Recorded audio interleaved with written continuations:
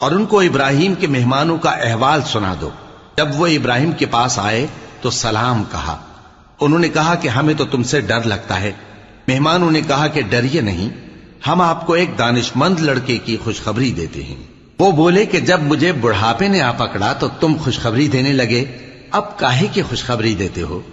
انہوں نے کہا کہ ہم آپ کو سچی خوشخبری دیتے ہیں، سو آپ مایوس نہ ہوں۔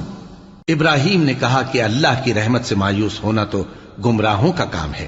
پھر کہنے لگے کہ فرشتوں، تمہارا اصل کام کیا ہے؟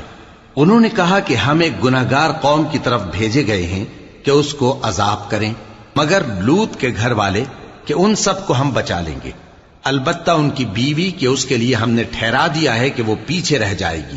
پھر جب فرشتے لوط کے گھر آئے تو انہوں نے کہا کہ تم تو ناآشنا سے لوگ ہو۔ وہ بولے کہ نہیں، بلکہ ہم آپ کے پاس وہ چیز لے کر آئے ہیں جس میں لوگ شک کرتے